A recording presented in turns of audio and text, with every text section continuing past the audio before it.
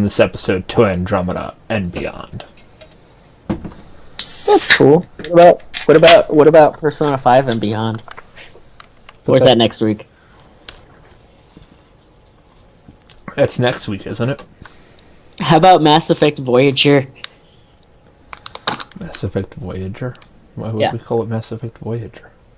Because Voyager's just not a great Star Trek. I like Voyager. And Andromeda's not the best Mass Effect. It's actually... Well, we'll get into it. No, I know. We will. We'll I just thought... I just as a joke. Because a lot of people don't like it. You apparently like it. I want to hear why you like it. We'll get into that. But I just as a joke. That was my thought. I just want to make sure we're live. It's still saying that we're offline. Oh, there we go. Alright, you ready to go live? Yep. Hey guys, and welcome to episode 202 of the Gaming Death Podcast. I'm your host, Chris, and with me tonight, we have Caleb. Hey guys, what's going on? No Hollow again tonight, but we have a promise that next week, when we do our Persona 5 special, he will be back. Yes, he will. He said he'll be back next week. Because we miss him dearly on the podcast, so it'll be nice to have him back. My mic's a little wonky. I was painting in my office, so I'm trying to get it back to my mic stand back where it needs to be. So what's going on, K-Train? Not too much. Just a lot of things going on in the gaming world this week in general. Finished a lot of stuff this weekend.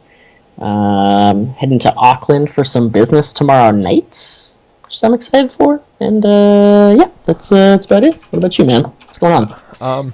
I played D&D for the first time in like 8 years on Sunday with a group of people. That was a ton of fun. Yeah. I met some new local people. They hit it off well with most of them. Nobody that I had any problems with. But then Sunday night, I got like disgustingly sick.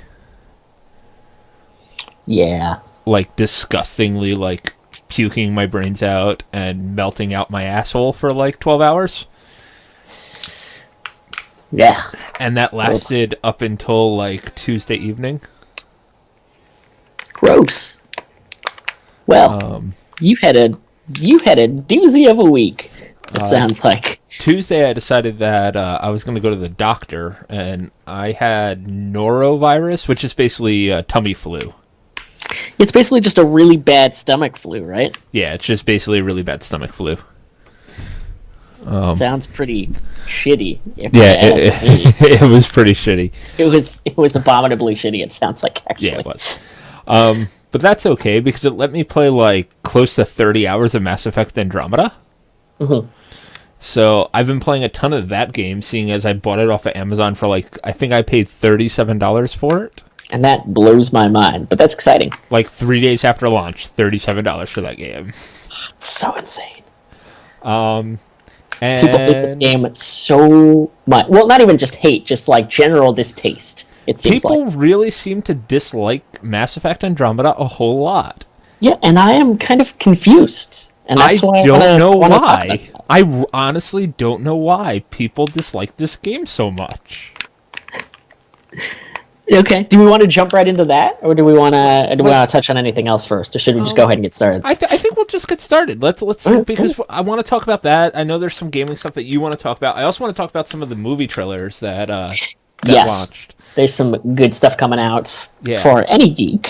Yeah, exactly. So let's start. I'd like to start with the Mass Effect thing, since that's like the big thing that's on my mind, and I know you keep asking me about it. I keep being like, wait until the podcast. I'll talk. I promise. Yeah. Let's talk about the big elephant in the room, which is that Caleb reads reviews about Mass Effect that are pretty bad, but the game sounds pretty good. From what they say is bad in the reviews isn't a problem to me. And a lot of people on the internet are going crazy just ripping this game a new one, but you seem to really like it, which is really curious, and I really want to know why. I love Mass Effect. We've talked about this. I really like Mass Effect. I like the gameplay of Mass Effect. I like the story of Mass Effect. I like the fact that it's Star Trek, but like well done video game wise. And the way you describe it is getting me excited again to play it, despite what people say, and that's why I'm super curious. And Mass Effect Andromeda is the most Star Trek-y Mass Effect game I've ever played. Okay. okay, I can see that. That's cool. It's all about... I don't know how much you know of the story of Andromeda. Basically, you've been in Cairo... I can never say that word. Frozen sleep. Cryosleep. There you go. Cryogenic? Cryogenic sleep. For 600 years, while you make your way from the Milky Way to the Andromeda Galaxy, which is a real galaxy, guys. It's our nearest actual neighboring galaxy to the Milky Way galaxy. And you left the Milky Way between the events of Mass Effect 2 and 3. Yes. Between the events of 2 and 3, so your character doesn't know about what happened in 3, correct? Right? But it's at the same time, it's the future. Right. It's the future. So 3 happened, but you have no idea, and there's no communication with anything back in the Milky Way. None of that matters. It's BioWare's way of being like Mass Effect 3 never happened. I can see that. That makes a lot of sense now when I think about it. So you've been sleeping for 600 years, and you wake up, and you're looking for these golden planets that you found 600 years ago through these telescopes, and there's 4 different arcs. There's a human arc, which has like 20,000 humans on it. There's a Turian arc, which has 20,000 Turians on it. There's a Solarian arc, and there's an Asari arc. And the human arc's the only one that makes it to the main, like, the DS9 space station. Because of course it does. And the other 3 arcs are missing. And you find out all this bad shit's going down, and you have to... so your task with this game is there's an evil race of aliens that of course are attacking you. The Romulans. Or the Klingons. Basically, they're more like the Klingons. Okay. You come across a good species of aliens that want to help you out, the Vulcans. Except they're the opposite of Vulcans. They're not like a war. They're not the war aliens, and they're very smart. They're very emotionally charged. They're very right. Like they're very super emotionally charged, and like family units mean everything to them. So you're dealing with those 2 things. You're also trying to make outposts on these worlds that are no longer viable for living. Do you find out what happens to the other arcs, or is that just explained away that they're all dead? It's part of loyalty missions from 2 are back, and they are the conclusions to 3 of your squad mates' loyalty missions. Oh, cool. Okay. That's so like they're little mysteries that there are a ton of missions in this game. So there are little loyalty missions thrown out. Like I've heard rumors of the Turian arc, and I've heard rumors of the Asari arc right now. I've heard nothing about the Solarians. Are there and just sorry for the random interjections, but no, it's fine. Just like random question, I feel like I'm seeing a lot of old Mass Effect races in like the trailers and videos for this one, which is confusing because it's a different galaxy. Yeah. But is that touched on? Is that part of that story? It's because there's only the 2 new races that I've run into so far. Okay. And I hear that's the only 2 new races that are in the game. Okay.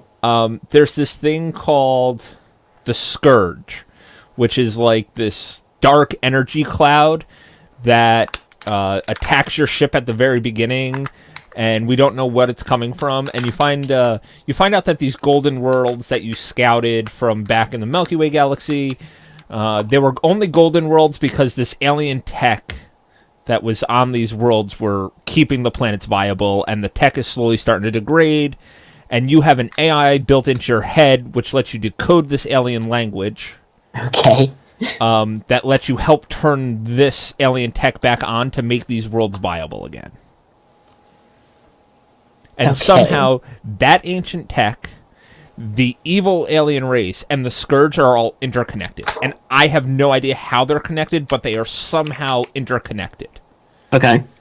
So that's one mystery, and then you're trying to find out what happens to the Ark. That's a mystery. And you're building outposts, and you're basically being a police officer, and you're also, like, fighting stuff, but you're also doing, like, science research and making first contact and exploring, and it's a ton of it's Mass Effect. It's Mass Effect gameplay with combat thrown in every once in a while. Like, combat doesn't happen as often as I thought it would.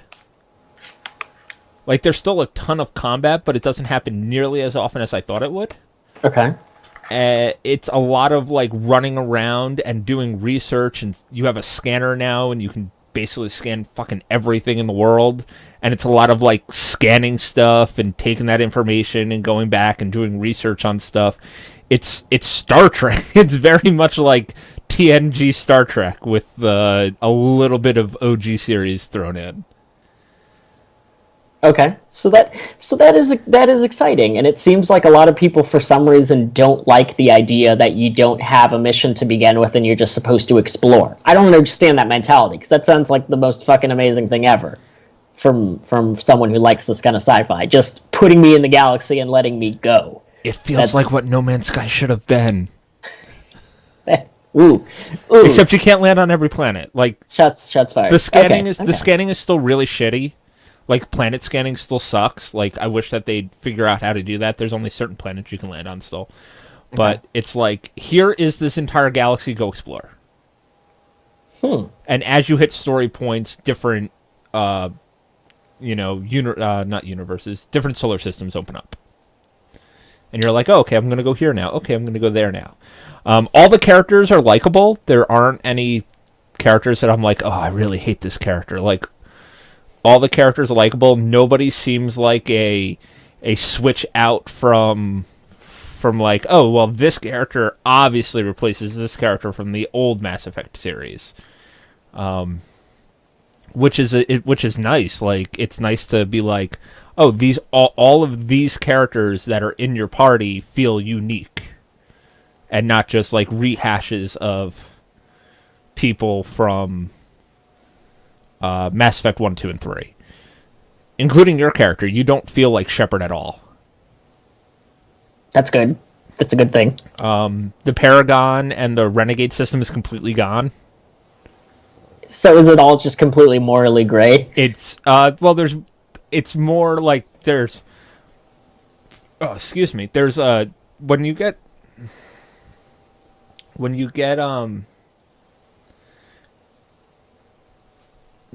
conversation prompts, you can have like an emotional response or a logical response or a restrained response or a goofy response, and that's kind of how you shape how your character responds.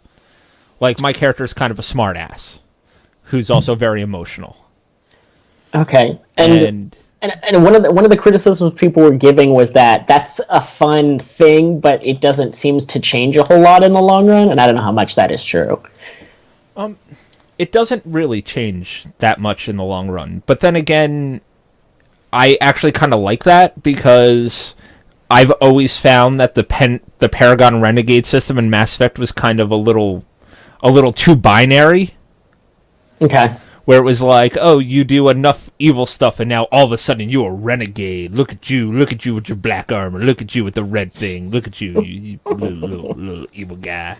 Or it's like, oh, you're doing nice, good stuff, and you're a paragon. Look at you paladin.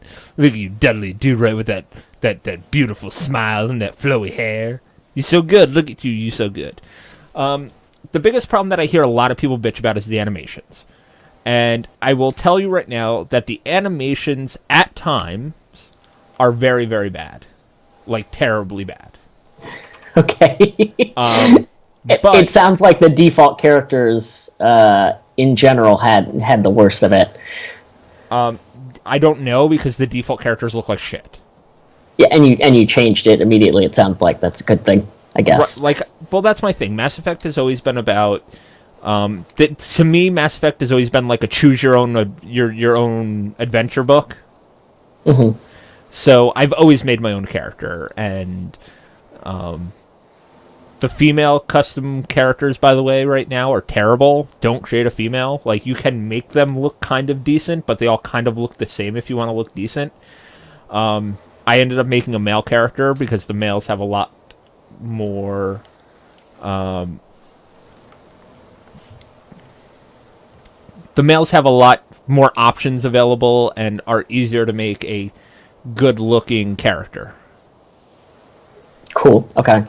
But what I was saying about the animations, the animations can be really, really bad, but they're not like, you see the ones I sent you last week, and I shared it in the chat. We had they take a bunch of different facial animations and a bunch of different other animations, and they're like, oh, we're going to combine all these terrible animations into one and make it look like it's this super prevalent thing, and it's really not. I've had a few awkward facial animations. I've had, we're running out of a vault, which I'm not going to tell you what that means or anything, because I would spoil things. And my, I keep wanting to call him Shepard, my rider, decided that his animation was going to lock up so it looked like he was taking a shit, and he just kind of hovered along the ground as I was trying to race towards a door during a timed sequence, or else I would die. It was pretty bad, but that's the only time that happened, and you die and you just restart right back up. It was fine. Okay. Yeah, doesn't seem too bad. It's not. And the guy who I don't know if you read Penny Arcade, but I like hearing his thoughts on games. Tycho, I'm not sure what his real name is. Oh, the rapist. The what? The rapist. Which one's the rapist? Tycho. He's the one that said rape wolves are cool. Rape what are cool? Rape wolves from Penny Arcade. Rape wolves? Yeah, it's the reason I stopped reading Penny Arcade. That sounds like a joke they might have made. Yeah, they did. He said, there's nothing wrong with rape. Oh, okay. Did he say that, or did he make a joke about rape wolves? Because they had a rape wolves comic about rape wolves, and people got really mad about it, and he was like, guys, there's nothing wrong with rape wolves. Rape's fine. It's okay to make jokes about rape. Oh man, there's a whole page on the geek feminism wiki about dick wolves and Penny Arcade. Yeah, I told you. Wow. It's bad. It's the reason that I stopped reading Penny Arcade. Not to let the strips turn them. Oh my gosh! Wow. Okay. Well, that's interesting. So anyway, the guy, regardless of where he's from, he just mentioned that he was confused why people were so upset about the animations because he didn't seem to have any problems, and that one of the ones in particular where the character seems to be running really goofy, you have to hold 3 buttons and then tap 2 other ones repeatedly just to get anywhere close to that kind of animation. So he was just confused on why people were upset, and they didn't really see anything wrong with what was there for the most part. And it sounds like your experience is kind of similar. Yeah, that's my thing, is everybody's really shitting all over this game right now. And no, it's not as good as Horizon. Well, I'd say, you know what, it is. It's as good as Horizon. It's not as good as Zelda. I doubt it's going to be as good as Persona. But it is as good as Horizon Zero Dawn. If not, in my opinion, a little bit better. I really, really like Andromeda. If I had not read the reviews and heard all of this stuff, I probably would have never canceled my pre-order, and I would have bought this game at release, like I was going to originally. This game is a ton of fun, and I think about this game a lot, and for me, that's how I usually judge whether or not I'm really liking a game. I think about this game constantly. I'm like, how do I proceed with my relationship with Cora? Because you can pretty much romance everybody in this game, and BioWare finally has included nudity, and oh my! So I'm trying to romance Cora, who is the white chick with the blonde hair that the feminists and the SJWs are really mad you can't seduce as a female. She's a straight girl, and SJWs are mad about it. So. Wait, which one is it? Is that the one with the nice blonde hair that's short? Yeah, the nice short blonde hair, yeah. The one that looks like a punk rock chick? Yeah. Yes, indeed. Yeah, indubitably. But no, Mass Effect Andromeda is a great game. It's not even an okay game. It's a great game. And I usually don't stray from what mainstream thinks of games usually. The last time that I can really think of the big one that I strayed from was The Last of Us. And this game is really, really good. Like, really good. If Persona wasn't coming out on Tuesday, Kaleb, I'd be like, Kaleb, you are crazy for not picking this game up. Because this is a Kaleb game.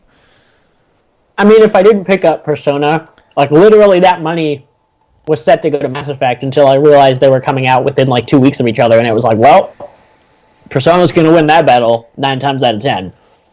So, I still do want to pick it up at some point. I do want to give it a try. It sounds really fun. It is. It is a lot of fun, and like I said, I've spent 30 hours in the game, and I've gone to 3 planets. I spent a lot of time doing like the side quest. I love the side quests in these games because they flesh out the world so well. And I find myself doing like all the side quests I possibly can before I go on to the next main mission. And I get stuck doing a lot of side quests.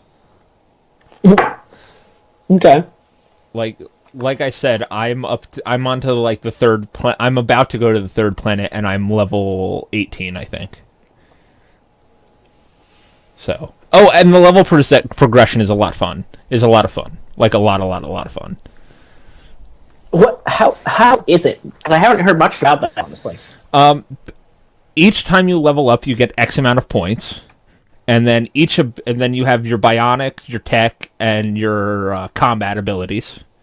And each ability, each like little branch is broken into abilities, and you're like, okay, I want to level up push, bionic power, and then each tier of push costs X amount of points. So the first tier costs 1 point, and the second tier costs 2, and the third tier 3, and 4, and 5, and 6, and each one has 6 points in it, and that's how you kind of do that. And then you have a profile, a quote-unquote profile. So if you spend 99 points in biotics, you're a biotic adept level 4, which means that your biotic abilities are like stupid amazing, like you are Jack. Congratulations, you kill things with your mind. No problem. Nice. Which is what I do. Nice. First time ever playing a biotic in a Mass Effect game. Oh, wow. Okay. Sounds like a pretty standard system, though. Nothing too crazy there. What's fun is, like, sometimes you level up and you get 5 points, and sometimes you level up and you get 4 points, and sometimes you level up and you get 6 points. So it's, okay. like, trying to, like, map out where you want to go next, and the fact that you can refund points for credits allows you to, like, kind of be like, okay, I think I'm going to try this. Okay, I think I'm going to try this now. Okay, I think I'm going to try that now. Makes it a ton of fun, actually. Okay, that does sound pretty good. Yeah. That's not too bad. That sounds pretty standard. I can get behind that. Nothing crazy about it. But that's okay. I mean, yeah, it sounds like a pretty good game. Like, all right, what's next on our docket? Let me go ahead and pull that up. I know you wanted to talk about Dark Souls. There are a couple. I'll talk about the DLC a little bit, just because it is something that is out. It came out this last Tuesday. It was something that I was incredibly excited about. It's a huge expansion for Dark Souls 3.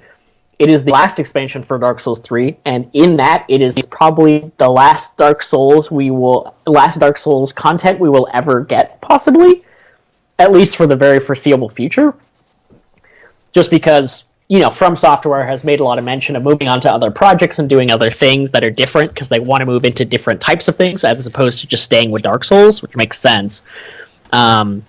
But in that, we really don't know if they're ever going to come back to the series, which just makes it kind of bittersweet, playing this. But it's very good. It's one of the best expansions I've seen for any of the Dark Souls so far. Maybe not quite as good as the expansion for the first one, and not quite as good as Bloodborne, but it's somewhere close to that. What are they moving on? But it's really fun. It's really What are they moving on to? Are we getting more Bloodborne? Are they moving on to a different IP? I think they're distancing themselves from both Bloodborne and Demon Souls altogether right now. Well, I guess potentially Bloodborne, but it sounds like probably not. They've made other games in the past. They actually made all of the front mission games. So they might go back to that. So are they just going to be like, yo, this awesome thing, this awesome genre of game that we basically created, we're just going to ditch that now? It sounds like it's a very real possibility, honestly.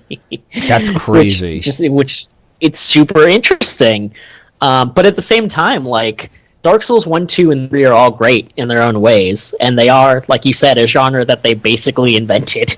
So, it's super interesting. But, anyone who's playing 3 or gets a chance to play 3, I would suggest you play this as well while you're doing it. So far, a couple hours in, it's pretty rough, but it's fun. It's got a lot of good content, and it looks like it's going to try to answer some questions that have been prevalent throughout the series, if not potentially just make more questions. But we'll see. We'll see what happens. So does that mean that to get our Dark Souls fix, we're all going to just have to start playing Neo and Neo 2 and Neo 3? You know what? It's funny you say that, because I was also thinking... So Neo is a great game. I still need to finish that game. It's the next on my list after... Oh, shit. Well, I mean, I have this, and then I have Persona 5, and then eventually I'll get back to Neo. But I was going to say, because they've started a genre, as you've mentioned, this kind of super difficult action hack-and-slash RPG, it's expanding very quickly into things like Neo. The company that made Lords of the Fallen, did you ever play that when it was free on PlayStation Plus? I did. I didn't like that game very much. I thought it was okay, but I put it down after a few hours. It was an interesting attempt. I could see what they were trying to do. But that company is actually working on a sci-fi version of Dark Souls called The Surge. Okay. I don't know if you've seen trailers for that. I've heard. I think I've read about The Surge. It's a techno-apocalypse kind of game. So... if they take what they learned in Lords of the Fallen and use it to make a better game, it could be something to watch. And I think I don't know if it's due this year. It might be due out next year. But the trailers look pretty interesting. So it's going to live on in other developers and whatnot. People are going to keep making this style of game because they're just so addictive and fun. So, and we'll just see what happens, honestly, going forward. Like, I'm just really worried that we're going to get, like, nothing but stuff like Salt and Sanctuary. Because Salt and Sanctuary, as much as it was a good game, it's not something that I enjoyed as much as I enjoyed Bloodborne or DS3 or Neo. Dark Souls and Bloodborne have a lot going on in every aspect of the game. Story, mechanics of play, and just everything. And it's hard to emulate the style because it's hard to do all of those things well. So, Salt and Sanctuary, as you remember, is pretty fun to play. The story was kind of non-existent, basically. It's there, but it's like not super interesting, and it doesn't draw you in, and you probably won't care enough to really look for anything necessarily to learn more about it. Lords of the Fallen was super heavy on story, but it wasn't the best story. And the game was actually really easy, especially compared to Dark Souls. So it's going to take people to actually replicate that kind of genre because this is a genre that requires everything to be really good for it to be even a good game as opposed to a great or an amazing game.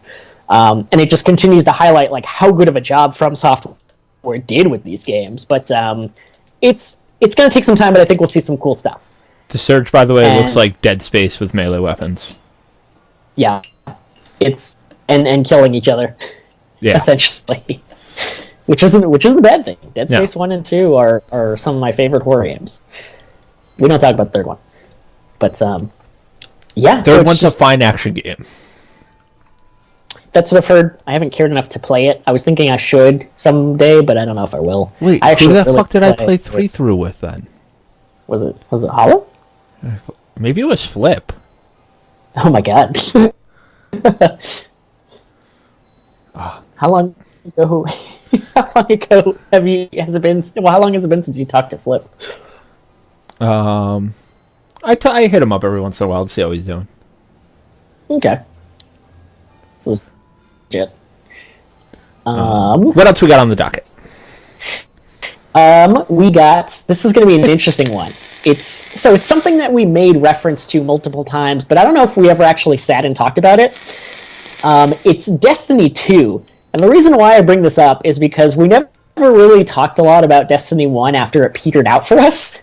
So I think it's important to bring up those things as, Bungie gets ready to prepare Destiny 2, because there's a lot of questions about what kind of game this is going to be and what kind of quality it's going to have. This game's coming out in November, by the way. This game is coming out in November. Was it November or September? I thought it was November. It might be September. Which is crazy, because, how were they doing this and still somewhat building content for the first one? September 8th. September 8th, and you can pre-order it on Amazon and EB Games and everywhere. Which just shows you that they totally gave up on Destiny 1 super early. They gave up on Destiny 1 super early. We gave up on Destiny 1 pretty early, but it deserved it. Now, are you interested in Destiny 2? I'm slightly interested, but yeah. I'm really afraid of getting burnt again. See, that was the thing. Destiny, I like as a game, and I liked playing through it with you. It was a lot of fun, but the end game just made me wonder if maybe I'm just not a JRPG person, or maybe that was wrong. Maybe I'm not an MMO person, I meant to say. Because the raid was a cool idea, but I didn't know 6 people to pull together to do it.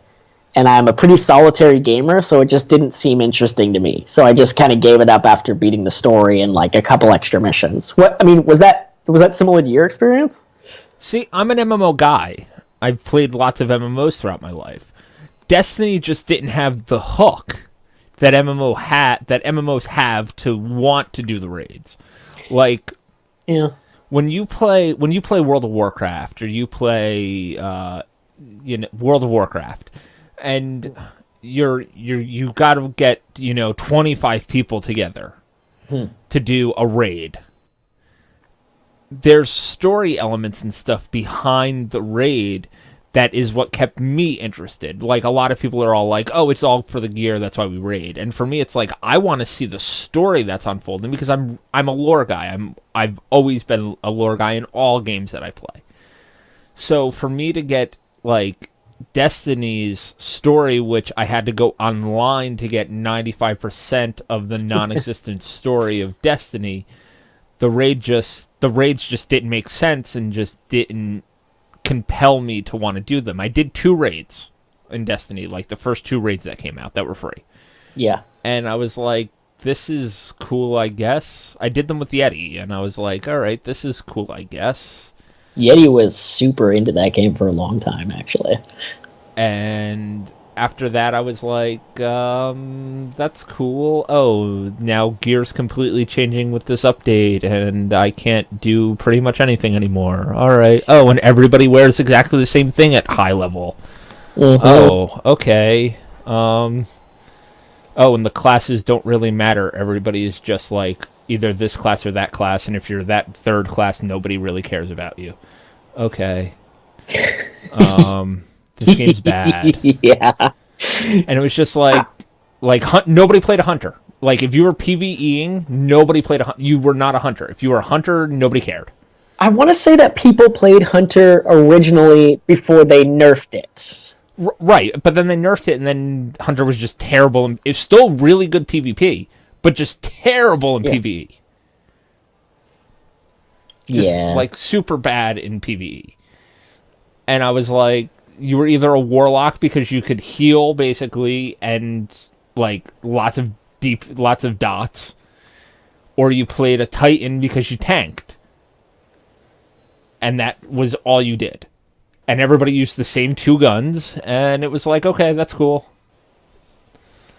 That's not the game I want to play. I'd rather, like, Yeah. a Titan uses these 2 guns because they're good for what he's trying to do, and a Warlock uses these 2 guns because that's what he's trying to do, and a Hunter, you need a Hunter because they're mass damage, and this is what they use. But that's everybody used, like, this one assault rifle and this one handgun, and that was it. It was like a hand cannon and an assault rifle, and that was it. And if you didn't have those 2, you couldn't do anything. And that was the end game, and that was the end result. And I don't know if they made a lot of changes with some of the expansions and things that came out. I don't know. I heard they did, but they had lost me already, and I wasn't like. It's really hard to go back to a game like that with all the changes. Like, even WoW, I tried to go back to WoW, and I can't do that because of all the changes that had happened. And I played that game for years, and Destiny I played for, 6 months? Yeah, I mean, I thought about getting... I think I might have bought the first expansion, because I don't even know why now, after not really doing the raids much. But... And then the second and the third came out, and then it just became too much to keep up with, even though it looked like they made some good changes, and it was like, lots of other games coming out. Not super important. Which brings me to the question of the second one, because I want to hear your thoughts on this, because I have a lot of thoughts on this as well. It's very surprising to see a company like Bungie, that's as good as they are, drop a game like Destiny, which was just really, really not polished in the ways you would expect it to be from that kind of company. And it makes me want to give them a second chance as far as Destiny 2, but at the same time, it's like, do they know that they screwed up, and are they going to fix it, or do they just not care because they're Bungie now? and I don't know. Like, I have to see more, but I'm again very on the fence on this one too, as far as whether or not this is going to be a good game. What do you think? I think that the day of the first-person sci-fi shooter is over. I think that I'm not interested in Destiny 2. We barely heard anything about Halo 5. We barely heard anything about Halo 5. Halo Collection was a disaster. Master Chief Collection. Like, there's room for a good sci-fi shooter. I think Prey's going to take that spot, by the way. I'm super interested to see Prey, actually. But I honestly think that Bungie is going to listen to the fans. I think Destiny is going to be a fine game. I think it's going to be a great game. It's probably going to get high 8s, high to mid 8s. But I don't think it's going to be the holy grail of games that everybody is hoping, like, that the company is hoping that it's going to be. I think first-person shooters are on their way out. Look, sales for Battlefield, sales for Call of Duty, sales for Halo, all these first-person shooter sales are dropping tremendously. And we're starting to see more and more of the open world game take over. And I predicted this a long time ago that the PS4 generation was going to be the generation where the open world game becomes our prominent game, and we're slowly seeing that really, really, really take off. I was going to say, it felt like almost every other game was an open world game in the PS3 era, especially towards the end. But now it seems like almost every game we're playing is open world in some way. Exactly. It's really surprising.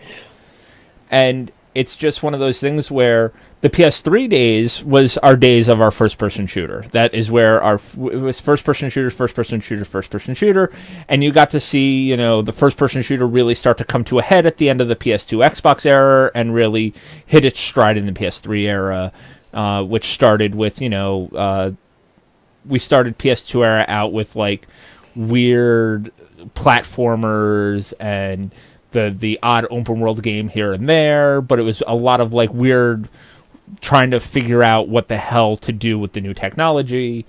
And then we slowly came into shooters, and then now we're slowly moving out of shooters and into open world games.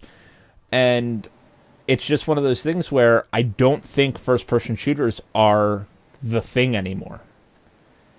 I honestly don't think that first person shooter is what everybody wants to play. Like Call of Duty's still going to sell a bajillion copies because of the brand name, but it's not selling to the everyday man like it used to. It's not selling to me. It's not selling to you.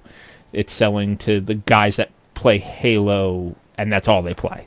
It's like Madden. People that play Madden, and that's all they play. Okay. And I think that Destiny, it hurts them by being a first-person shooter. I think Destiny would be a great third-person shooter, but I don't know if Bungie knows how to do that. That's a very good question. Do they? And I guess we'll see. I mean, this is all they've made, so it's hard to make assumptions about what else they could or could not do. But I'm still curious to see what happens. I can see the first person shooter just in general kind of slowly going into the background, and it sounds like it's definitely something that's happening. But we'll have to keep tabs on that going forward. That brings me up to my next thing actually. There's already a lot of stuff going on around E3 about who's going to be there, who's not going to be there. Nintendo came out saying that they were going to have a major E3 presence this year. Right. I'm paraphrasing, but they're probably going to still have Nintendo Directs and Treehouses and stuff, but apparently they have a shit ton they want to show off, allegedly, and they're very intent on doing so. And I thought this was super encouraging, because me, you, and Hollow all listened to the Switch Direct together, and saw all the games that they announced for it and everything, and there was a ton of good titles that were just coming fall, coming next year, coming whenever. Right. That was the biggest issue. And there weren't a ton of games, though. There weren't, but there were some pretty promising ones. Right. But even then, some of them didn't even have. Some of them just didn't even have dates. It was just, hey, check out this game. So I'm really excited to hear things like this, because it sounds like Bethesda's going to have a big presser, and Nintendo now, and E3 is doing well. They're always pretty blah, but they're going to be there. I'm excited to see what's going to come out this year for E3, because we're having such a good year for games, and I'm really curious to see what everyone brings. And I just thought you might be as excited as well. Wasn't sure if you had thoughts on it at all, or like E3 is always like a time that I get really excited. I love watching E3 live. It's one of the things that I love doing. Yes. I love watching all the press conferences and seeing all the weird shit, and it's the one day I go back to Twitter and I'm active on Twitter for the day, and it's one of those things where I get I like discussing it with you guys, like what might be there beforehand, and I like seeing the stuff when we're right about stuff, and I like when we're really wrong about stuff. Like I really like being surprised at E3. Like when I can guess everything that's going to be at an E3 press conference are the times when I'm really upset about E3. When I can be like, this game, without a doubt, this game, and they'll probably show either this game, or this game, and then that's what we get from everybody, and it's like, okay, thanks. This year is kind of a curveball, and it's not like Nintendo. Nintendo's kind of a curveball because they say they have a lot of stuff they want to show off for the Switch and the 3DS. And a lot of people are like, okay, this is the last hurrah of the 3DS, and I think people are crazy. Because the new 3DS just came out like 2 or 3 years ago, and I think that system still has a bunch of life in it. I think it still has some legs. I don't think Switch can totally get rid of the 3DS as a console. It's not, No, there's still room for smaller portables. Right, they just announced a new Shin Megami Tensei game for the 3DS. So, anybody who thinks that the 3DS is on its way out is crazy. We'll get a new Nintendo handheld in like another 3 or 4 years. So they're the curveball. Microsoft is not. Microsoft, we know we're going to see the Scorpio. They'll probably show off Crackdown. They'll probably show off Halo. Maybe we'll get Blinks. What I say every year, we'll get Blinks, because I really want a new Blinks game. We'll probably get Fable, to be honest, because we haven't seen Fable in a while. We haven't seen... what's his name at Lionhead? What is he even doing now? Peter Molyneux's not at Lionhead anymore, so... No, he's not. Microsoft owns the Fable rights, so... Oh, yeah, I guess they could try to go forward with something. Yeah, he's at 22 Cans now making apps. That's right, and he made that one app that had that really complicated puzzle that was supposed to give you something amazing if you solved it, and someone did, and they still haven't gotten anything, and it was a big deal. Yep. Do you remember that? Yeah, I do. They did make The Trail, which is actually a great iOS game if you guys haven't tried it. That's a 22 Can. It's called The Trail. It's a really, really fun iOS game. Okay. I'll have to check it out. So we know what's coming from Microsoft. The big head scratcher for me is Sony. Yeah, I don't know if I know a whole lot that's coming to Sony, to PlayStation 4 in particular. Like, a lot of people are like, oh, they're going to unveil a PS5. And no, that's dumb. If anybody thinks that a PS5 is coming anytime before 2020, you're crazy. That's if we even get a PS5. Yeah. I think can see that. Uh-oh, the cops are coming for Kaleb. Yeah, they're coming for me. The jig is up, quick. I honestly think that the day of console generations is over completely. I think that we're going to get these PS4 Pro, whatever the fuck's after that, the Scorpio, whatever, the Scorpio 2, which will play Scorpio and Xbox One games and Xbox 360 games. Like, that's where we're going. And I think that's kind of where we're at right now. And I think that Sony is the one that we're kind of like, okay, they don't have any hardware. We know they don't have any hardware to show off. That is correct.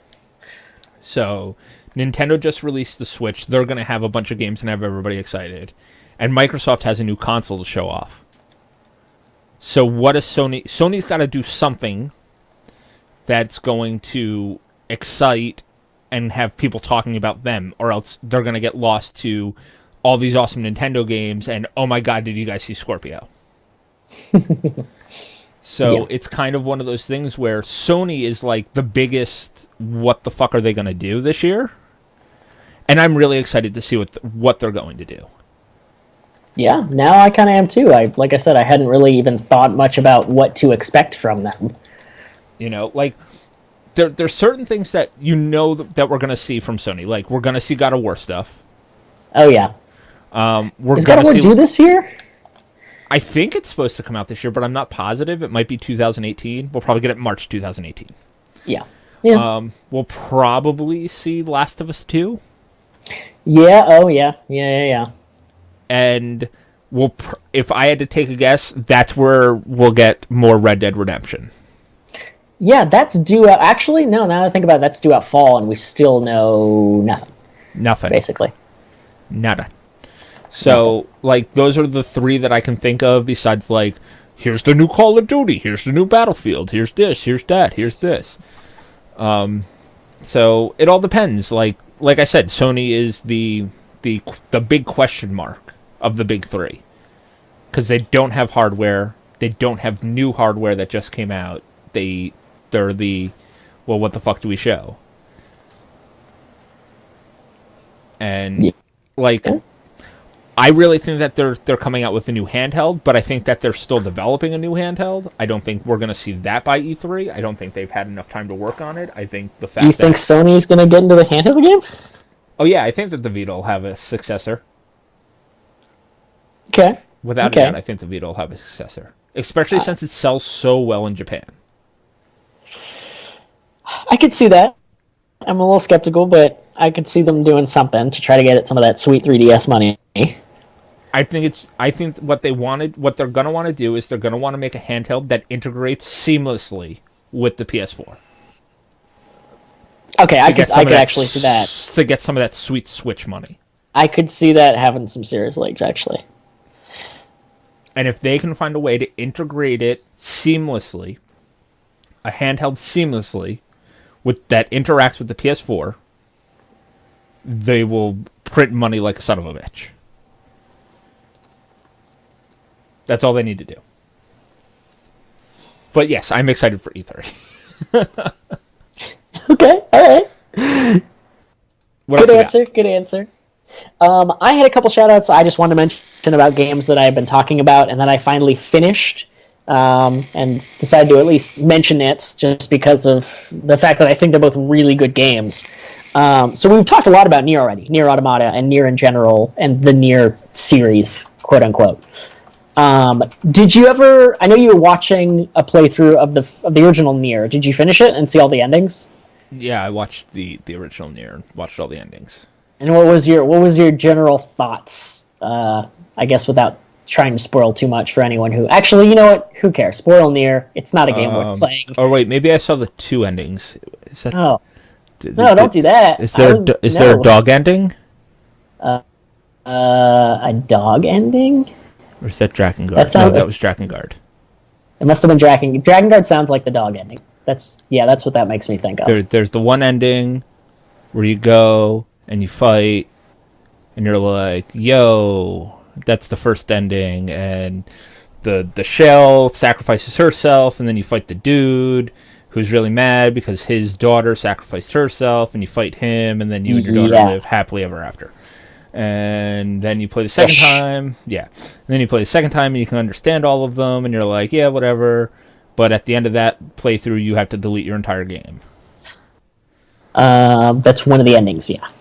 That's the final ending. Is you have the choice of the character literally sacrificing his entire existence to save this other character, like literally being written out of time to save this other character. Right, you can't even rename your character the same thing. Yeah, and he does so, and as a result, the game actually deletes all save data you have of it, even system data, except for something that makes it so you can't name your guy the same thing. Yeah. Right. Yeah, and what were your thoughts? Because like watching a playthrough of those kind of blew me away, and that's why I wanted to try Automata. It was cool. I would never actually go out of my way to play that game. That's fine. That is fine. But the story was interesting. I enjoyed the story. Yeah, it does some really interesting things that were really not common at the time, I felt like. And and that prompted me to get really excited when Nier Automata was coming out. And just wanted to make a mention of it, well, since I finished it. So, Nier Automata, I've mentioned that it's its own kind of fucked up, even compared to all the other Drakengard and Nier games, just of how different it is. But I want to say that this is a game that you should play. I don't know. I would say everyone should at least try it out. I know there's a lot of other games on the horizon right now, and everyone has a billion things on their plate. But at some point, if you get the chance, you should play it. And I would recommend that you play it, Chris, because the stories and the ending are super interesting, actually. Very unique, very different, and there's a little bit of a happy ending at the end of all of it, actually. Or at least it's a hopeful ending. It's not the happiest, but it's hopeful. How long does a single playthrough take? Your first playthrough would probably take 10 to 15 hours. And then you need to go through the game again as a different character, like I said. And then a third time, it's literally like a totally new storyline. And you're playing events that take place after the ending of the original playthrough. So it's always interesting the whole time through. And the whole time will probably take you 30 hours, maybe. Okay. And then at the very end of all of it, you do get your save file and system data deleted in a similar fashion to Nier, but as opposed to like doing it to write your character out of existence, it's literally to help other people who are trying to. So I'm going to spoil something. You do all the endings. Hold on. Give people a second. Okay. You're about to spoil a game that's kind of new. It is kind of new. Caleb is about to spoil Nier Automata, guys. We normally don't give spoiler warnings like this, but because this game is somewhat new, and it's a game that I really think people should play because it's really interesting and unique. So if you don't want to hear about any spoilers, you have 5, 4, 3, 2, 1. Go ahead, Caleb. So let me start from the beginning. So when you're on your second playthrough and you have your second character, you get a new ability to hack into the other robots, and when you do, like, you literally shoot them with a special gun you have, and then the whole game goes into like an 8-bit style, like Galaga mode, where you're a little ship and you have to shoot enemies.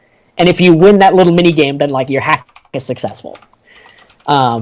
It's a really interesting feature, actually. But you get to the very end, and you get all the first 4 endings, and you learn everything, and then you have the option of actually, I won't say everything how it pertains to the story, but you literally have the option of playing one of those mini games, but it's incredibly hard, and you probably won't be able to beat it, even with like infinite tries. But so you have the option of accepting help from other players, and they basically gift you in ships to protect your normal ship so that you can beat the whole minigame. And if you do that, then you get to see the final ending, which is really different and interesting. And then once you see the final ending, you have the option of giving up your ship, aka your save system data, to other players to help them beat that minigame as well. So there's kind of a little community aspect to it. And it's just a really different way to present the game. and it all ties into the ending in ways I won't entirely say, but I didn't want to give away the game and all the different little features and how that play out. But yeah, it's an experience, this game. It's something else. That's cool. Yeah. What's the other game? It's a very cool one. The other game is Night in the Woods, which I don't know if I've talked about too much. Well, I talked about being excited for it. That's a shitty cat game, right? It's not a shitty cat game. It's Night in the Woods is actually really good. But it's the shitty cat game, though, right? Why are you calling it the shitty cat game? Okay, is it because I think cats are shitty? It's the cat game, right? Oh, okay. I assumed you meant shitty just because you thought it was a bad game, even though you haven't played it. You just watched a couple trailers. Yeah, it is that game. It's the game where you're not saying the game is shitty, saying the cat is shitty. Okay. Shitty cat. Yeah, just clarifying that. Yeah, it's the game where you play as the anthropomorphic cat girl who's dropped out of college and is back home in her tiny Midwest hometown. It's a game. It's an indie game, definitely. It has that kind of that unmistakable indie quality we've talked about so much.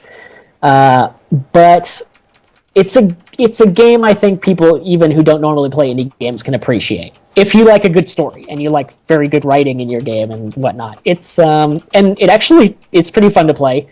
It's hard to fully describe. It's kind of like a 2D side-scroller adventure game where you sometimes break away for rock band style mini games and others.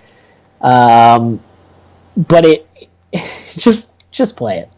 If you had told me this is like a new age Bubsy, would you have bought it? I would have bought it. Yeah.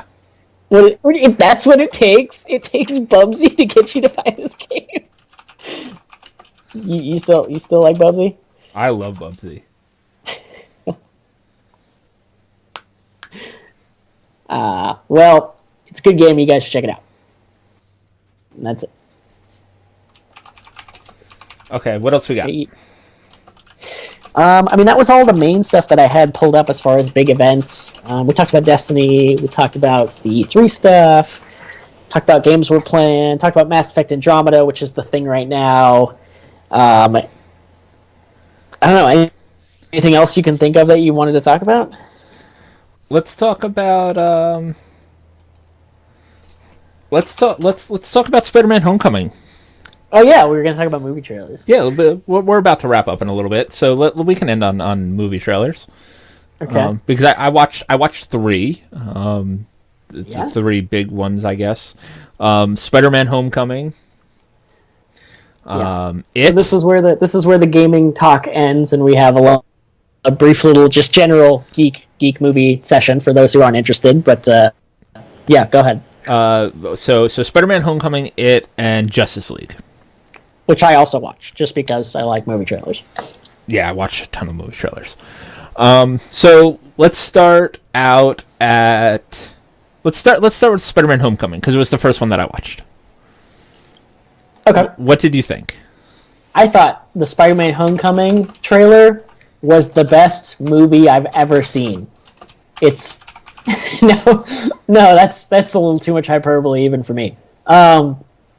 Spider-Man Homecoming, the trailer, was so good and told me so much about the movie, I now don't have to go see it. It's great. That's all I have to say about the Spider-Man Homecoming trailer. What about you?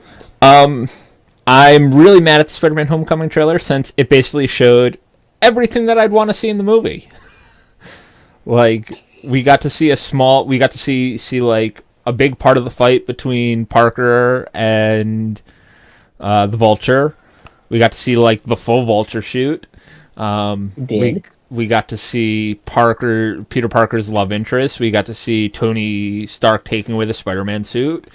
We got to see him getting the Spider-Man suit back. We got to see him rescuing an airplane. Running around and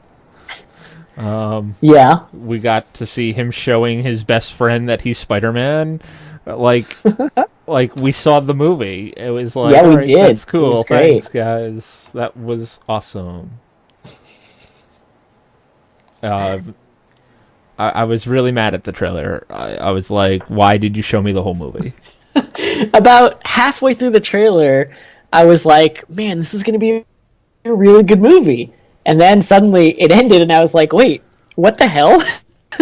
What am I paying for now? And it seems like it's a common thing with movies these days to just give away the whole movie because whatever, fuck it, this is fine. So right after watching that, we were chatting in our group chat, and Hollow brought up the Justice League trailer, which I hadn't watched yet. I hadn't watched it either. I'd heard something about it dropping, but it didn't seem like it was as something to get super excited for because that's how people are with DC these days. But heard about it. And the Justice League trailer was amazing. The Justice League trailer was actually really fucking good. Like, they showed cool things with Aquaman. They showed cool things with Flash. Like, they kind of did, like, the roster introducing, like, who's on the team. They showed some funny parts, but we still don't... They never showed who the villain was. They didn't show who the villain was, which is great. They didn't show, like, the main story beats. What it was, like, a giant, long sizzle reel of action sequences. And I was like, this gets me excited to see this movie because I know that DC movies are known to have, like, a ton of action, but not as much as Marvel does. Mm-hmm. But DC movies are known to have a little bit more character development. So to see all this action and not see any of that character development got me excited because I really like the character development in the DC movies. Yeah, okay. What were your thoughts? My thoughts were, yeah, I mean, I found the trailer, well, I literally just searched new Justice League trailer. Yep. And everything that came up was just articles about people saying why this is a bad trailer and why the movie's not going to be good, which was confusing because then I watched the trailer and I was like, that was actually a pretty good trailer.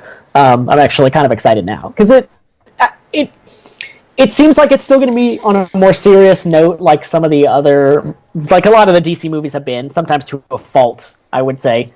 But it looked like a genuinely fun movie with some really serious action, just not necessarily laughs every, 30 seconds like a Marvel movie, just a very serious action film, which is fine. That's actually kind of enticing right now in the Marvel run movie age where every movie has that kind of same tone, except for Deadpool. But and that was it was an exciting trailer. It's everything I kind of want in that kind of movie. I don't understand why people were so upset about it. I saw that a lot of people were bitching that it showed Aquaman too much and that it looks like it's emphasized, there's too much of an emphasis on Aquaman, and Aquaman is the joke character of the Justice League, which really makes me mad because anybody who listens to this podcast knows that my favorite superhero, number one, like really really close behind this person, is Batman, but my number one favorite superhero is Aquaman, and he has been my favorite superhero for a very long time. And after reading the first couple trades of the New 52 Aquaman, I can pretty honestly say, like, yeah, you get a good writer behind him, he's a fantastic character. Right, and Jeff Johns wrote the first few trades of New 52 Aquaman. And like the scene in the trailer where Aquaman's riding on the front of the Batmobile and then he jumps off and just like with the fucking trident. I was like, Yeah. this looks awesome. The other thing that I thought was really cool in the trailer was they finally showed Mara, who we had I had no idea if she was even going to be in the movie. And I'm going to display my ignorance here. Who is Mara again? Mara is Aquaman's wife. She's the Queen of Atlantis. Okay. Okay, yeah. You see her for a very brief second in the trailer. I just didn't remember her name. But yeah, his queen. Yeah, and I thought that was really cool because Mara is a very strong female character, and that's something, and she's not an over-sexualized character or anything like that, and it's very nice to see a strong female character, aside from Wonder Woman, who's, for lack of a better words, kind of cliched strong woman. And you think so? I hate Wonder Woman as a character. Like, she's up there with Superman for me. This is another one where I'd say I think she can be cool if you get a good writer behind her, but it's hard it's hard not necessarily in like, it's hard because she's basically the female version of Superman, who's just a hard character to write because he's all powerful, which is like, how do you humanize that kind of thing? But that's the thing with Wonder Woman is she used to be a human character. She used to be a humanized character. Yeah. And they slowly, but it's like Superman used to be a humanized character. He used to not be the god of Earth, basically. And they slowly but surely powered him up and powered him up and powered him up. And then we started, like, especially with New 52, we started seeing Wonder Woman's power level rise. Like, Wonder Woman can fly now. Since when can Wonder Woman fly? She used to not be able to fly. What the fuck is this? And now she's super strong and she can take bullets and this and that and this and that. And it's like, God, I can't take her as a character anymore. But the Justice League trailer was really good. The last trailer that I watched was the It trailer. Yes, I saw this as well. And I got giddy with excitement because that trailer was amazing. Okay. The trailer is so good. I think Pennywise looks fucking awesome. I think that they nailed the kids very well. It looks very much like they're following the book a lot closer than the made-for-TV did with Tim Curry did. So I'm very, very excited. Very, very excited. Very excited for it. I am. It's yeah. I don't know. I don't know how I feel about it getting remade just because the original's fairly iconic, but I am also not the best judge of horror movies when it comes to their trailers, so I'm not entirely sure, but it was pretty interesting. It definitely shows that they're putting a lot of effort into making it a good and scary movie. It's one to watch for me, at least. See, for me, the thing that I didn't know about it going into it was that they're doing 2 movies. I didn't know that they were breaking it up into 2 movies, which I just found out with the latest trailer. I didn't know that either, actually. They're doing... the first movie is just the kids, is the kids, and then the second movie will be the adults. Them when they come back to Derry. Which is interesting, and it's kind of what they did with the made-for-TV movie with Tim Curry, where the first part of the movie was the children part, and the second half of the movie was the adult part. I think that this, like I said, it looks like it's more closely following the book, and that makes me quite happy. As long as there's no, there is a weird sex scene with the little girl in the book that I doubt will make it to the movie, and I really hope it's not, because it's a really awkward, like, orgy sex scene in the book. Yeah, I've heard about that, but I didn't actually know that was a thing in the book, or why. That's the thing. There is no why. There's no... Stephen King just wanted there to be an orgy of children. It's just like a weird orgy of children. But with that said, the made-for-TV Tim Curry version will never be lost in the mind. It's one of those things where there can be 2 great movies at the same time. Like we had the awesome, 89 Batman, and then we have the Batman Begins and the Dark Knight. And then that other one that we don't talk about, a.k.a. Bruce Wayne lays on his back for 90 minutes. So, wait, which one is that? Oh. Yeah. Bruce Wayne lays on his back for 90 minutes. You've seen that movie, haven't you? Dark Knight Rises?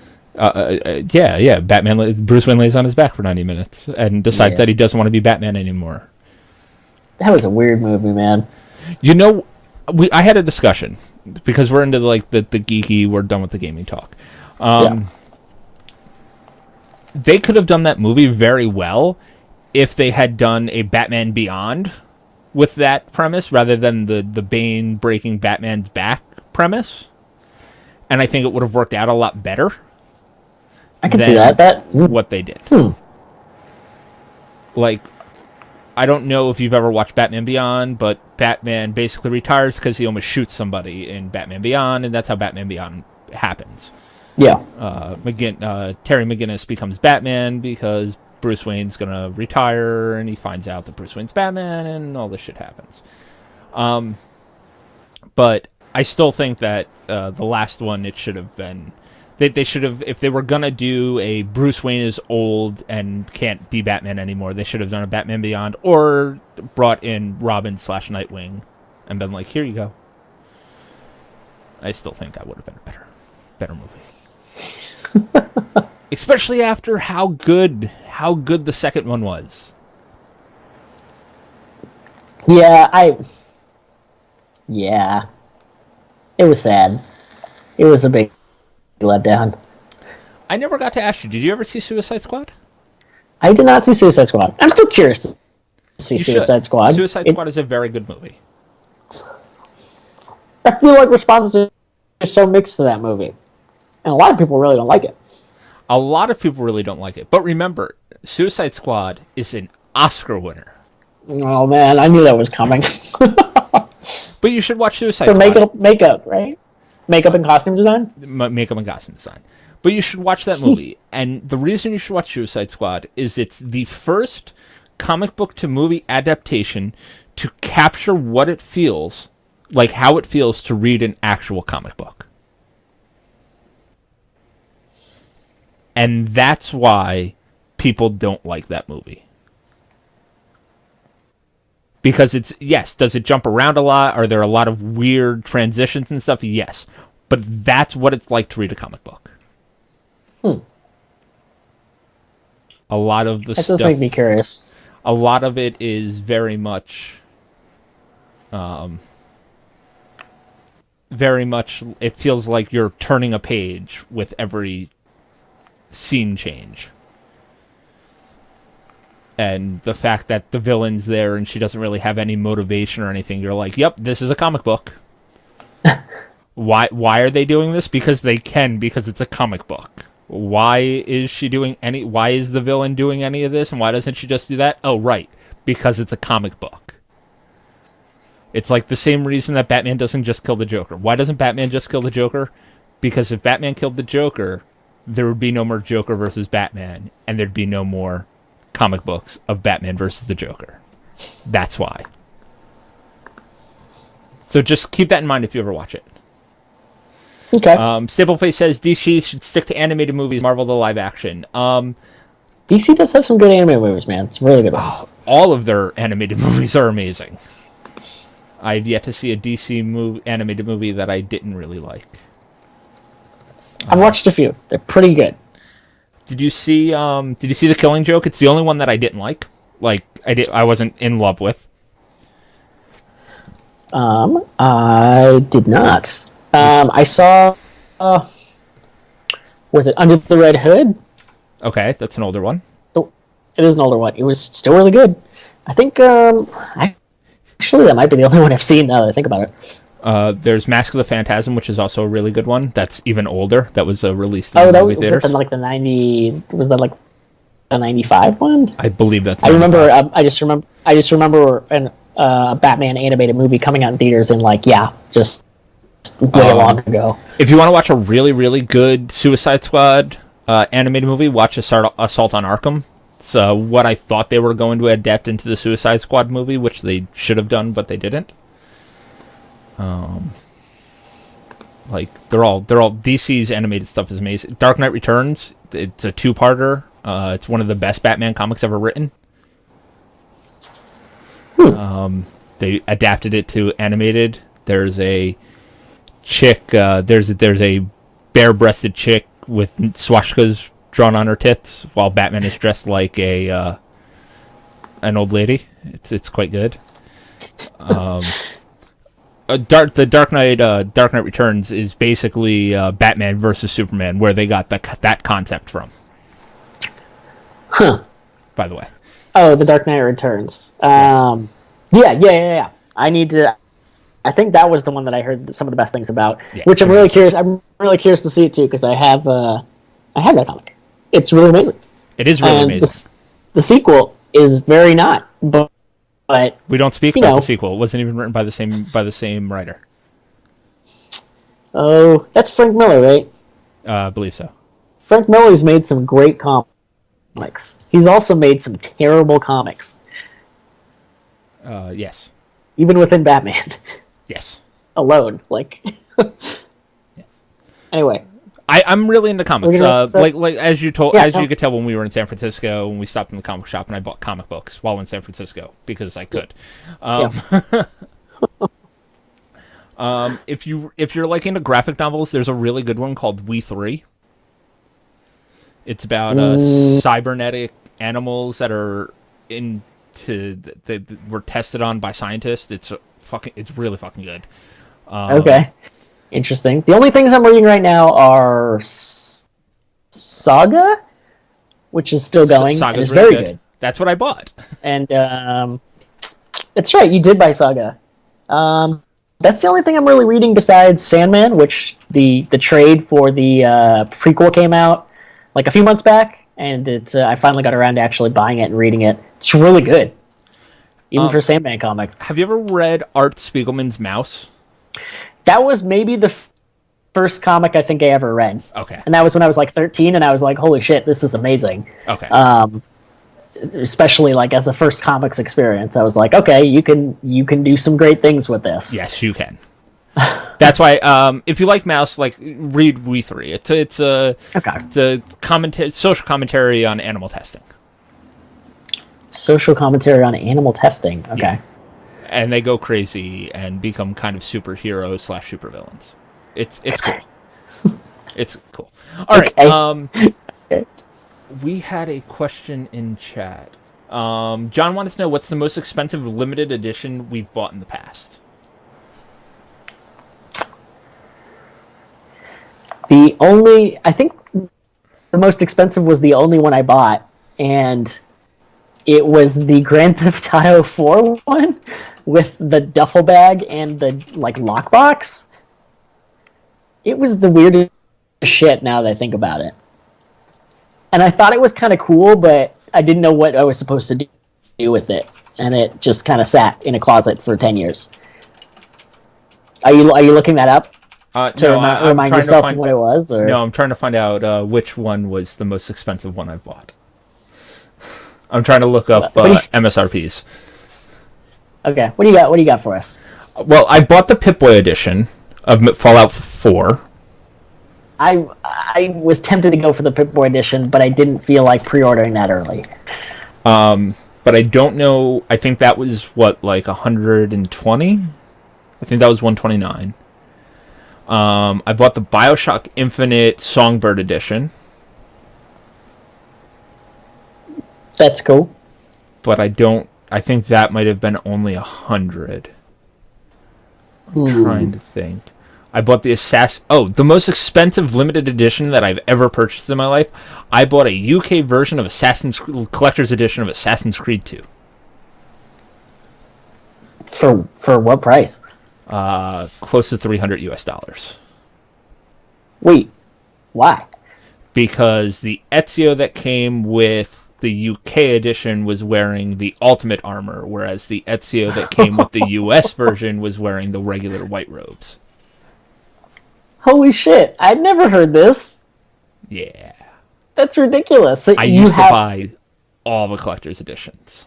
Damn, that's fucking $300. Holy shit. I think I paid like $270 something for it with shipping, because I had to pay for shipping, and the dollar was really weak against the pound at the time, and it was not fun. But I had the money at the time. Yeah. What a life. If you look up the Assassin's Creed 2 UK collectors, you'll see that he's in the black instead of the white. Okay. Which to me was like, oh, I really want that. So yes, I have two. I have two Ezio statues. One's in the black and one's in the white. Yeah, they call it Assassin's Creed Black. Assassin's Creed 2 Black Edition. Nice. So, yeah, That's cool. I think that's the one I spent the most money on, but I'm not positive. I might have spent more on other things. I bought a Mass Effect 2 Collector's Edition sealed on eBay for like $300 too. Yeah. And I've bought in every World of Warcraft expansion except for the last 2 collectors. So there's that. Oh fuck! I spend a lot of money on collectors. I've stopped. Thankfully, I've stopped. Yeah. Thankfully. Are we ready to wrap this up before you keep going on about collector's editions? I was going to talk about. I like talking collector's editions because I used to collect them. I used to be really big into them, and then I slowly but surely realized that I don't want to pay an extra $200 for a bunch of junk. You know, Yeah. I know you're not getting the Take Your Heart edition of Persona 5. No, I believe Hollow is, and are you? I am. Okay. As I'm like, I don't do that anymore. Yeah. And I'm like, oh, but I have... Yeah. How much is the Take Your Heart edition? That's what I'm looking up right now. Because you don't remember how much you paid for this limited edition game. I'm paying $76.49. That's not bad. That's not bad. But the whole reason that I'm buying it is it comes with a duffel bag, it comes with a soundtrack, it comes with a cute little cat plushie, and it comes with the art book. So that's pretty decent. So I get an art book, which I love. It comes in a steelbook case, which I like, and I get the soundtrack, which I would buy separately. So I'm like, I guess I can spend, the extra, $23 to get the soundtrack and the art book. So, yes, Breath of the Wild is one of the best games ever made. Yes, K. Mendo. Oh, that's you. Fuck. I was responding to Staple Face Zero's question from 10 minutes ago. What did you think of Breath of the Wild? I think that Breath of the Wild was amazing. It was one of the best games that I've played in a very long time, and still it's in the running of my game of the year. I still liked Neo a lot. Okay. I still think that's my winner for game of the year right now is Neo. So I don't know. We'll see. We'll see what happens because I still have Persona, and there's a lot of game. There's a lot of year left. So, but I think that's going to do it for tonight. If you guys want to get in touch with us, you can send us an email to podcast@gamingdeath.com. That's podcast@gamingdeath.com. You can follow us on Facebook, even though I don't write there very often. That's facebook.com/gamingdeath. You can like us. I just said like us on Facebook. You follow us on Twitter. We're @GamingDeath, but we're not active on there either. We're not really active on social media. Make sure you guys come and check us out live each and every Thursday night at 9:30 p.m. Eastern Standard Time on twitch.tv/GamingDeath. Usually right now I would tell you guys to go over to twitch.tv/GeekyAntics and check out Horseplay Live, but there is no Horseplay Live tonight. The first time in 3 years that they're missing a Thursday. Really? But they will be back. They've moved their show to Friday since some stuff came up with Yogi. So make sure you guys check them out tomorrow. And guys, make sure you guys go over to geekyantics.net, our mothership site, to check out more podcasts just like this one. Lots of good stuff going on over there. But I think that's gonna. Oh, if you're listening to us on iTunes, Stitcher, SoundCloud, Google Play, please leave a like, write us a review. I'd appreciate it very much. It'd mean the world to me. The more people that write reviews and like us on those, the higher up we go, and the more people that find us. But that's gonna do it for tonight. I'm Chris. I'm Kyle. Have a good night, everybody. Night, guys. Hey, good episode. Hey, chat. Thanks, guys, for hanging out. Oh, thanks, John. Appreciate it. We appreciate it very much when you guys stop on by. Panda, Stapleface, John. We appreciate you. We appreciate you. But what was I going to say? Next week, guys, if you guys want to listen to us talk about Persona all episode, that is next week's episode. That's probably what's going to happen. That is definitely next week's episode. And Hollow Blade will be back next week. He has promised us. So hype for next week. So hype. And he's going to end up being like, listen, guys, I can't pull myself away from Persona. I'm not going to be there. No, it's going to solve all of his problems in life, and he's just going to go for and have a fantastic career and marriage. I hope so. It's going to be good. For that guy. It's going to be everything he needs. Chie is best girl. Chie is best girl. If Hollow was here, he would tell you no, it's Yukiko. But Chie is best girl. Yeah. I hated Yukiko. Oh, I hated her so much. I liked her, but not enough to... Not in that way. I hated her so much. She was my least favorite character in that. I was really hoping that they would have let me romance Genji. Wait, Kanji? Kanji, excuse me. I always want to call him Genji. Did they let you? I forget. I didn't. I guess not. They don't. I was gonna say, but he's with Naoto, right? The boy girl. Yeah. Yeah. Yeah. I like Naoto. I actually really like Naoto. Yeah. So do I. You know what? I should bust out the Persona 3 No, game. you shouldn't. Or the Persona 4 fighting game. No. Oh, well, yeah, the fighting game you can pull out. I would not pull out Persona 4 right now. Like, Hollow is playing Persona 4 The Golden right now, and I was like, I should do that again.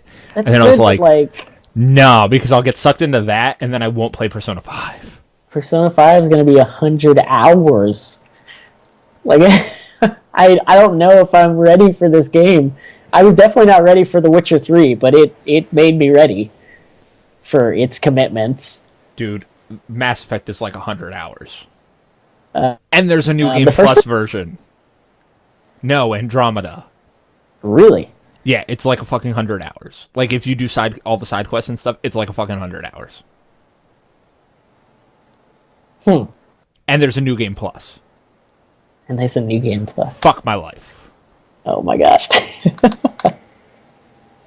Are we still live? Are we done? We're live on chat, but good night, chat.